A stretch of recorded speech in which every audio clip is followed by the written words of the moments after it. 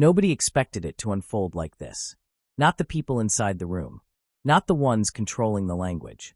And definitely not the ones who believed they still had time. Because for a long while, everything looked normal on the surface. Games were played. Statements were issued. Smiles stayed polite. The league moved forward as if the process was still intact. As if momentum could be scheduled. As if attention followed rules. But behind the scenes, something was already slipping. This wasn't a public fight. There were no angry press conferences. No dramatic walkouts. No viral rants lighting up timelines. What happened was quieter than that. More uncomfortable. Because it didn't announce itself, it revealed itself. And once it did, there was no undoing it. What was supposed to be a moment of control turned into a moment of exposure. Not because someone attacked the league. Not because someone broke ranks. But because timing, attention, and leverage moved in a direction nobody at the top was prepared for. This story isn't about a superstar demanding more. It's about a system hesitating, and discovering too late that hesitation is its own decision. And at the center of it all was Caitlin Clark. Not because she declared war, but because she didn't need to. What followed didn't end with a statement. It ended with silence. The kind that only comes when the audience has already chosen. And it all started with something that was never supposed to be seen. For months, everything was happening the way it always does. Quietly. Calls scheduled late. Draft language passed around in private. Numbers adjusted just enough to feel flexible without actually changing the structure. Promises hinted at but never written down. That's how negotiations work when the people in charge believe they still own the clock. Inside those conversations, nothing felt urgent. Tense, yes. Heavy, sure. But controlled. Manageable. The kind of tension that assumes resolution will come eventually, once the details are ironed out and everyone agrees to wait their turn. That was the mindset. The CBA talks weren't collapsing. They weren't exploding either. They lived in that familiar gray zone where leadership insists progress is being made while everyone involved quietly prepares for delays. Media rights were debated. Pay structures were nudged, but not transformed. Scheduling concessions were floated, then parked. Every piece treated as negotiable, except power. And that's where the unease started. Because buried inside those conversations wasn't hostility. It was fear. A specific kind of fear that doesn't show up in press releases. The fear of setting a precedent. The fear of what happens when one player becomes bigger than the framework designed to contain them. No one said it out loud at first. They didn't have to. It showed up in the language. In the caution. In the constant references to balance and sustainability. In the repeated concern about optics. About what it would look like if leverage tilted too far, too fast. The assumption was simple. The league still controlled the narrative. Until suddenly it didn't. At some point, documents began circulating. Not blasted publicly. Not leaked with fanfare. Just shared. Quietly. Internally at first. Then outward. Enough pages, enough context, enough phrasing for people to see the shape of the thinking behind the scenes. And once that happened, the story flipped. Because the documents didn't reveal chaos. They revealed hesitation. They showed a league negotiating as if attention was still centralized. As if fans were locked into the product itself, rather than the people within it. As if viewership patterns hadn't already changed. As if the moment could be managed instead of met. That's what made the leak dangerous. Not that it exposed bad faith, but that it exposed fear. Fear of moving too quickly. Fear of giving ground. Fear of what happens when one player's pull challenges a structure built for a slower era. And fans felt it instantly. Not because they read every clause or understood every term, but because the tone didn't match reality anymore. While the league spoke in measured timelines, the audience had already accelerated. While leadership discussed patience, attention was shifting in real time. And right there, between what was being negotiated and what was already happening, Caitlin Clark's name sat quietly, unstated but unavoidable. The documents didn't accuse anyone. They didn't name villains. They simply showed that the league was still talking like it had leverage. But leverage doesn't live on paper. It lives with the audience. And the audience was already moving. At first, the reaction was subtle. Confusion. Questions. A few raised eyebrows. Then came the realizations. The comparisons. The uncomfortable conversations that start with "wait a second" and end with "why does this feel off?" That's when the leak stopped being a leak and became a mirror. Because what it reflected wasn't dysfunction. It was delay. And delay, in moments like this isn't neutral. It's a choice. A choice that would set off everything that followed. Because while the league was still negotiating behind closed doors, something else was happening out in the open. Something no document could slow down. And that's where the real problem began. By the time those documents began circulating, the problem wasn't theoretical anymore. It was already visible. The league was still negotiating, as if attention behaved the way it used to. As if loyalty flowed downward from the institution. As if fans showed up because of the schedule, the branding, the history. That logic had worked for decades. It was safe, predictable, comfortable. But none of that matched what was actually happening. Because viewership wasn't spreading evenly anymore. It wasn't being shared. It was clustering, intensifying, locking onto something specific. Someone specific. And everyone inside the league knew it, even if they didn't want to say it out loud. Caitlin Clark wasn't just drawing interest. She was redirecting it. Ticket sales didn't just rise when she played, they spiked. Broadcast numbers didn't just improve, they separated. Social engagement didn't just grow. It followed her, game to game, platform to platform. This wasn't casual fandom. It was gravitational. And that's what made leadership uneasy. Because a system can manage stars. It knows how to market them, promote them, rotate them. What it struggles with is a figure who becomes the entry point. A player who doesn't just exist within the league's ecosystem, but reshapes it.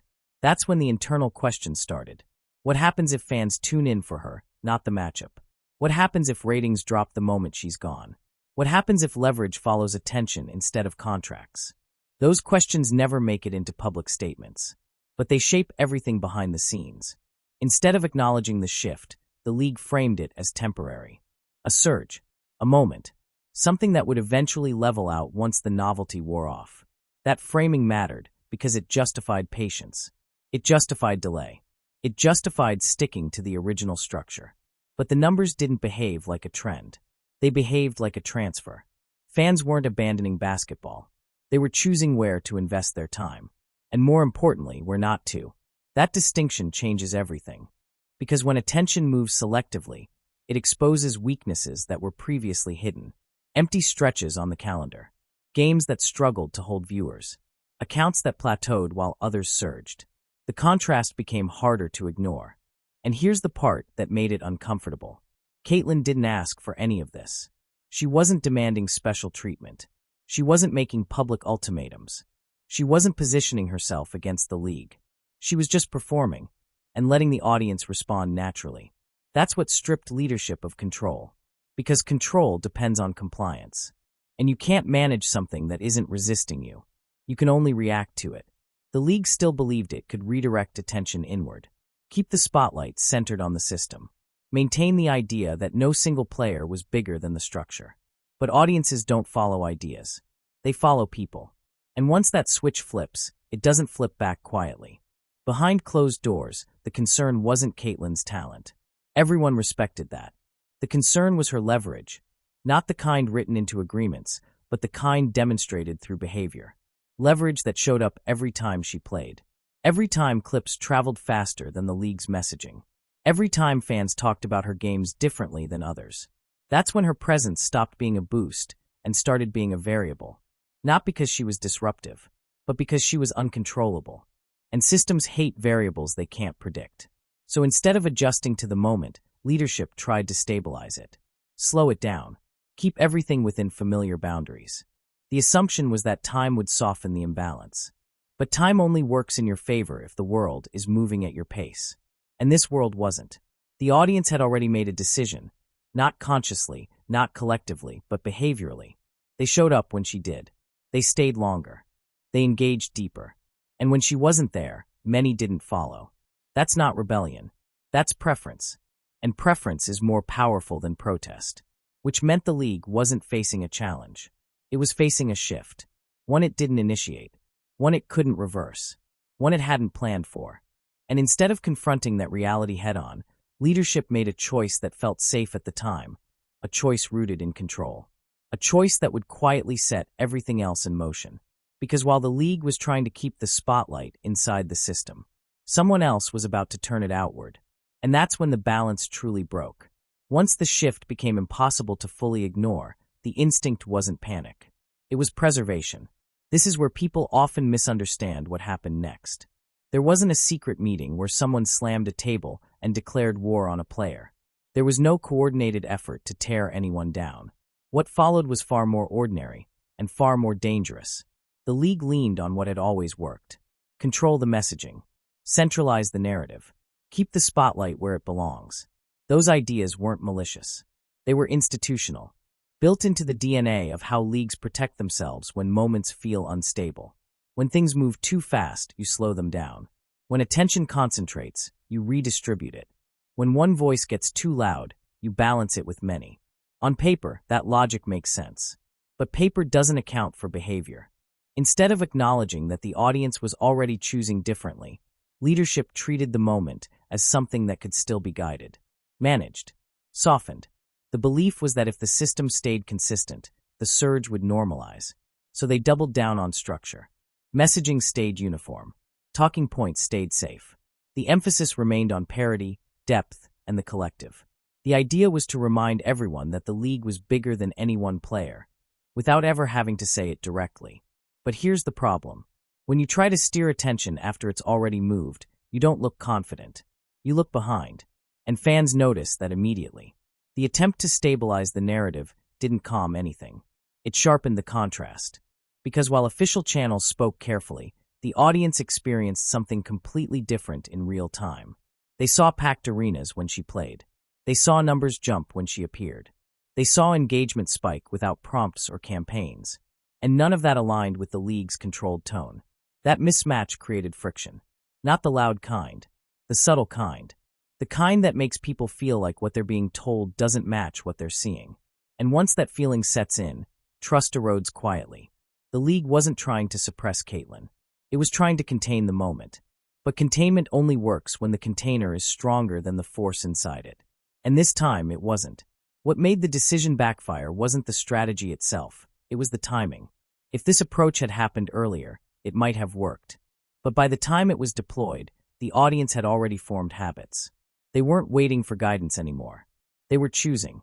Every attempt to recenter the narrative inside the system made the outside moments feel bigger by comparison. Every carefully worded statement made unscripted performances stand out more. Every reminder about structure made individual impact feel sharper. And here's the part nobody wanted to admit. The league didn't misread Caitlyn.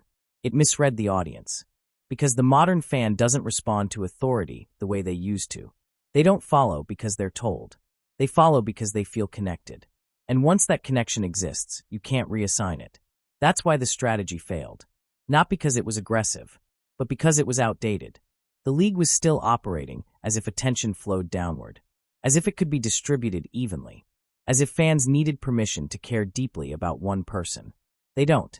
And while leadership tried to stabilize perception, something else happened quietly in the background. Networks were watching. Not emotionally. Not sentimentally. Analytically. They weren't interested in control. They were interested in results. In retention. In who made people stop scrolling and stay. They saw the same numbers the league saw. But they drew a different conclusion. And while the league was still deciding how to manage the moment, someone else decided to act. That decision wouldn't come with warnings. It wouldn't ask for alignment. And it wouldn't wait for the process to catch up. Because when opportunity meets hesitation, opportunity doesn't slow down. It moves. And the moment it did, everything changed. When NBC made the call, they didn't ask for context. They didn't ask for reassurance. They didn't ask if the timing was right. And they definitely didn't ask for permission. Because networks don't move on feelings, they move on data. And the data was already screaming. NBC wasn't looking at Caitlyn Clark as a league storyline. They were looking at her as an audience anchor. Someone who didn't need to be introduced, explained, or framed.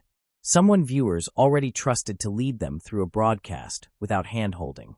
That distinction mattered. This wasn't a guest spot. It wasn't a ceremonial appearance designed to generate headlines and disappear. The decision placed her directly inside a primetime NBA broadcast, a space that doesn't slow down for rookies and doesn't protect anyone from scrutiny. Millions watching. No buffer. No safety net. And that's what made it such a risk. But also what made it such a statement. The moment she appeared on screen, the difference was obvious. Not because she was flashy. Not because she was overproduced. But because she was calm. Composed. Comfortable. She spoke like someone who belonged there, not like someone grateful for the opportunity. There were no scripted talking points, no nervous pacing, no visible effort to perform. She analyzed the game the way viewers expect analysts to, directly, confidently, without trying to prove anything. That's when the reaction shifted. People didn't just tune in out of curiosity. They stayed. They listened. They shared clips. They rewound segments. Engagement didn't spike and drop. It sustained. And that's the metric that scares institutions. Because curiosity is manageable. Retention is not. Within hours, the contrast became undeniable. NBC broadcasts featuring Caitlyn didn't just pull views, they held them. The kind of holding power networks crave because it can't be manufactured. You either have it or you don't. And she did. What made this moment so uncomfortable for the league wasn't that she succeeded. It was how effortlessly it happened. There was no campaign to dissect. No narrative to preempt. No framing to challenge. It just worked. While the league had spent months negotiating control behind closed doors, a single decision outside the system rewrote the hierarchy in real time. Because suddenly, Caitlyn Clark wasn't just a player within the league. She was a voice outside of it. And that changed the equation completely. The audience didn't need the league to validate her. NBC had already done it. On the biggest possible stage. Without caveats. Without delay. That's when the comparisons began. One screen showing packed engagement and sustained attention. Another struggling to hold viewers beyond the opening minutes. The difference wasn't effort. It wasn't talent across the league. It was connection. And once that comparison exists, it doesn't disappear. Behind the scenes, this is where discomfort turned into awareness. Because no spreadsheet could explain away what was happening. Numbers don't argue. They accuse. And the accusation was simple. The audience followed her, not the structure. Every clip that circulated made the gap wider. Every replay reminded people that she didn't need the league's machinery to resonate. She just needed access. And access had been granted. The most damaging part wasn't that NBC succeeded. It was that they succeeded immediately. There was no learning curve. No awkward transition. No give-it-time phase. Which meant the league couldn't frame this as an experiment. It was a proof of concept. And proof changes power dynamics. Because once something is proven to work, you can't pretend it doesn't exist. You can't talk it down. You can't wait it out. You can only respond to it. And the league wasn't ready to respond. Not yet. Because while everyone was watching the broadcast, something else was happening quietly in the background. Something nobody wanted to say out loud. But it showed up in the numbers. And once those numbers surfaced, the mood shifted completely. That's where the real panic began. The first reaction wasn't outrage. It was confusion. Because when something breaks loudly, you know how to respond. You issue statements. You clarify. You defend. But when something breaks quietly, you're left staring at screens, wondering how to explain what you're seeing without admitting what it means. That's what happened next. There was no single headline announcing the shift. No public admission that anything had gone wrong. What appeared instead were small, uncomfortable drops, the kind that don't look alarming on their own, but become impossible to ignore when stacked together. Engagement dipping where it wasn't supposed to. Accounts flattening out. Projects that were projected to grow didn't. At first, it was easy to rationalize. Seasonal fluctuation. Algorithm changes. Audience fatigue. Those explanations always come first because they're familiar and comforting. But the timing ruined those excuses. Because the drops didn't happen randomly. They happened alongside something else rising. And that rise had a name. While NBC clips traveled effortlessly, league-owned content started struggling to hold attention. Not crashing, just thinning. Views that once lingered now passed quickly. Engagement that used to spread evenly became concentrated. That's the metric nobody wants to talk about. Not reach. Retention. Reach can be bought. Retention can't. And retention was choosing sides. The most unsettling part was how specific it was. It wasn't a general decline. It wasn't a league-wide collapse. It was selective. Certain moments popped. Certain appearances carried weight. Others faded faster than expected. That selectivity told a story no one wanted to hear. The audience wasn't confused. They weren't disengaged. They were deciding. Inside the league, this is where meetings changed tone. Not louder, quieter. Longer. More careful. The kind of meetings where people stop interrupting each other and start choosing words with precision. Phones rang less. Emails took longer to answer. Not because people didn't care, but because they didn't know what to say yet. Because what do you call a problem that isn't breaking rules? You can't discipline it. You can't suppress it. You can't spin it. You can only observe it. And what they observed was this. Every time Caitlin appeared outside the league's structure, the contrast widened. Every external appearance sharpened the internal question nobody wanted to ask directly. What if the audience doesn't need us the way we thought? That's a dangerous thought for any institution. Because once it enters the room, it doesn't leave quietly. What made the situation worse was that none of this could be framed as betrayal. Caitlin hadn't violated any agreements. She hadn't criticized anyone. She hadn't positioned herself as separate. She just showed up somewhere else, and the audience followed. That kind of movement doesn't trigger alarms. It triggers silence, because silence is where panic hides. This is where leadership realized the situation couldn't be fixed with messaging. You can't talk your way out of behavioral data. You can't spin patterns. And you can't ask an audience to unsee what it's already felt. The league hadn't lost fans. It had lost exclusivity. And exclusivity is what gives structure its leverage. Once that's gone, everything feels unstable. Projects that once felt inevitable suddenly feel fragile. Long-term plans start depending on variables nobody controls anymore. That's when the emotional weight of the situation finally landed. Not publicly, privately. Because while the league had spent years preparing for competition from other sports, other platforms, other entertainment options, it wasn't prepared for this. Competition from its own star. Not intentional, not confrontational, just real. And once that reality set in, the focus shifted. Because if the audience was choosing differently, then the past needed explaining. And that's when old voices, old comments, and old assumptions started resurfacing.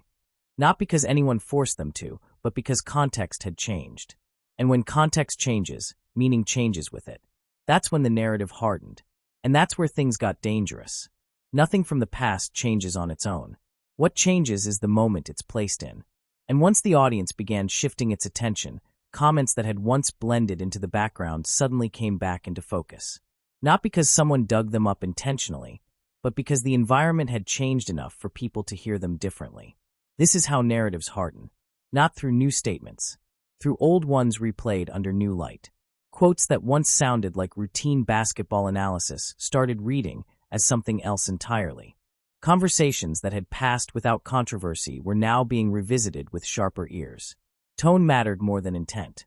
Timing mattered more than context. And one voice kept being pulled into the discussion. Gino Arima.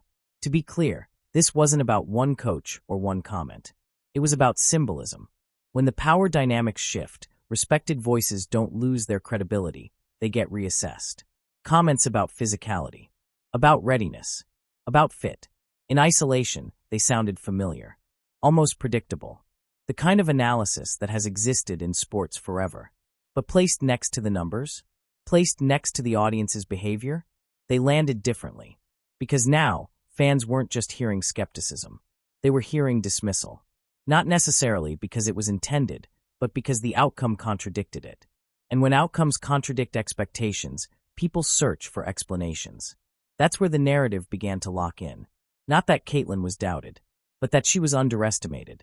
Not that anyone wanted her to fail, but that the system didn't see her value until it was forced to. Once that framing took hold, it spread quickly. Fans connected dots. Analysts debated tone. Comment sections filled in gaps whether they were fair or not. And fairness didn't matter anymore. Momentum did.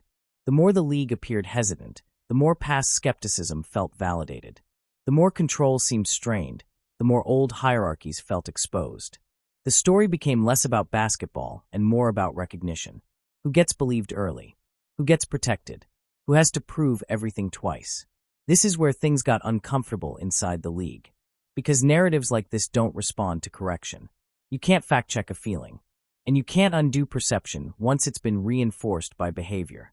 The audience wasn't reacting to one quote. They were reacting to a pattern they believed they were seeing. And that belief carried weight. Every attempt to calm things down felt late. Every explanation sounded defensive. The harder leadership tried to stay neutral, the more detached it appeared. Because neutrality reads differently when leverage has already shifted. The most dangerous part of this phase wasn't the criticism. It was the clarity. Fans felt like they finally understood what had been happening behind the scenes. Whether that understanding was perfectly accurate didn't matter. It felt true. And once something feels true to a large audience, it becomes operational. That's when insiders say urgency replaced hesitation. Not publicly, internally. Because now the league wasn't just dealing with numbers. It was dealing with belief. Belief that the system hadn't kept up.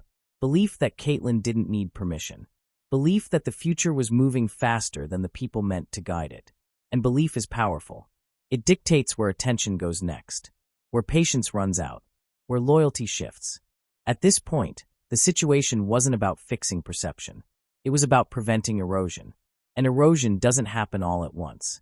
It happens quietly, incrementally, one decision at a time. Which is why the next phase didn't involve public statements or dramatic announcements. It involved scrambling. Not chaotic scrambling, strategic scrambling. Calls placed. Frameworks revisited. Old assumptions questioned. Because when belief shifts, systems either adapt or fracture. And the league was about to find out which one it was capable of.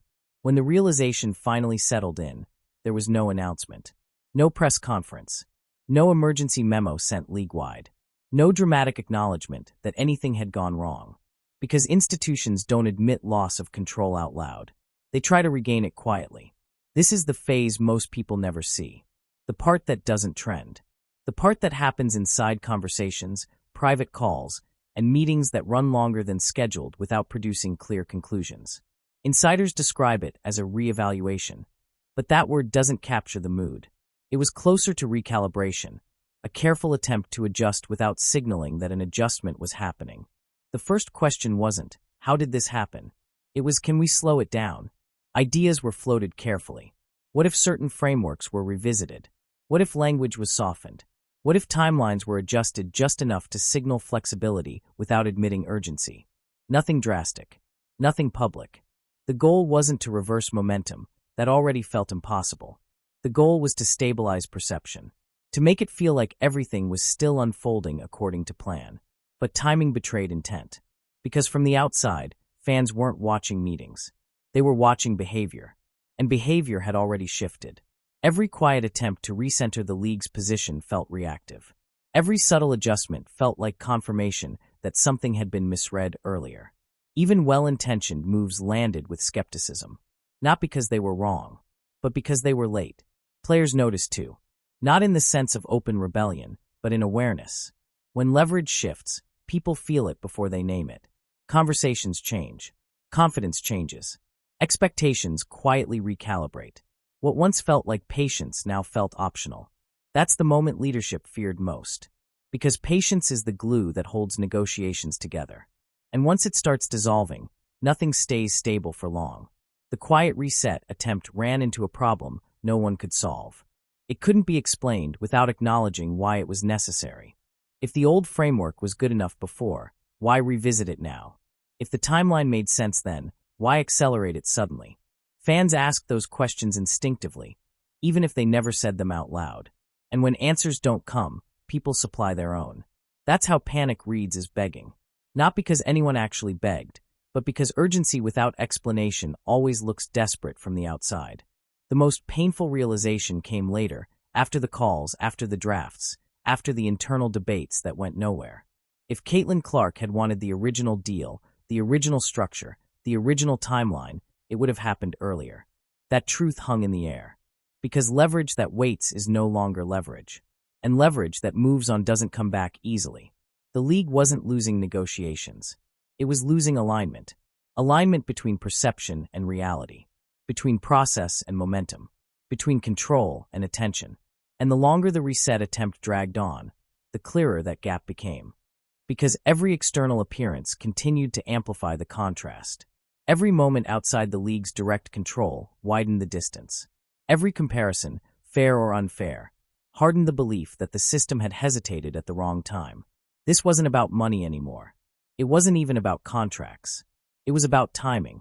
And timing, once missed, doesn't forgive quietly. By the end of this phase, something had changed permanently. Not on paper. Not in policy. In psychology.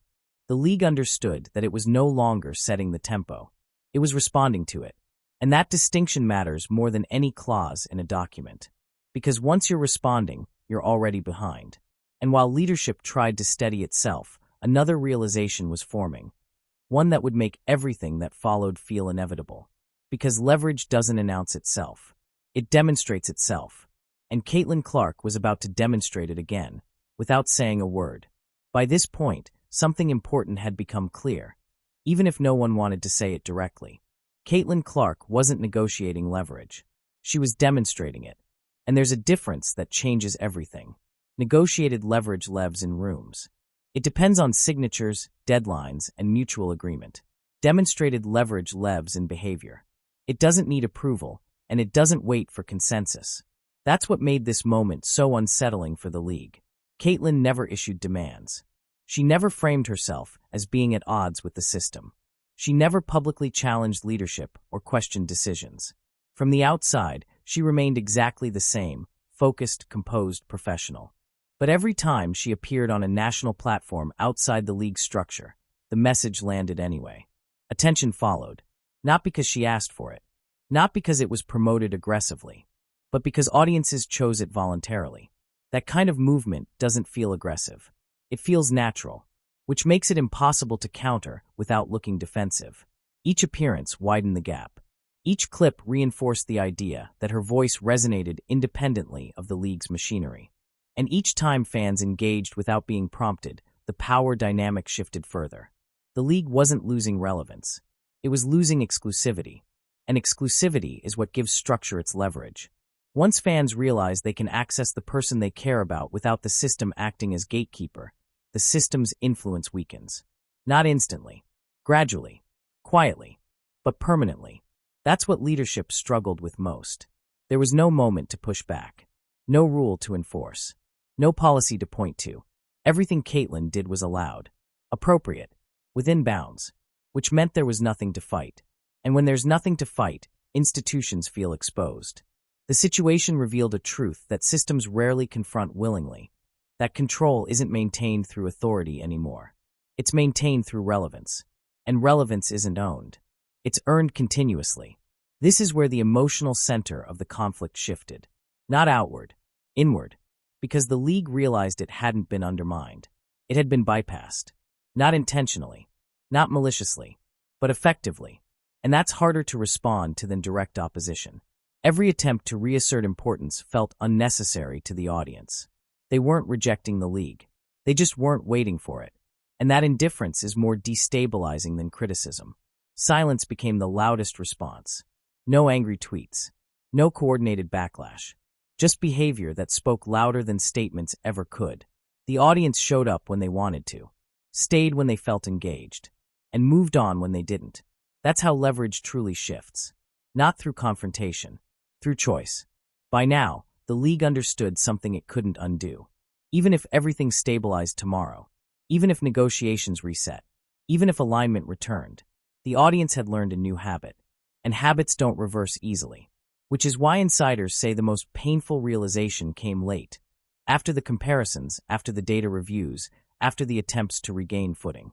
If Caitlin had wanted the old structure, she wouldn't have needed to demonstrate anything. The demonstration itself meant the moment had already passed. And once leverage moves from potential to proven, it stops being theoretical. It becomes reality. That reality forced one final internal question. Not about contracts, not about timing, not even about Caitlin herself, but about the future. What happens when the audience decides before you do? That question lingered as leadership tried to assess the damage.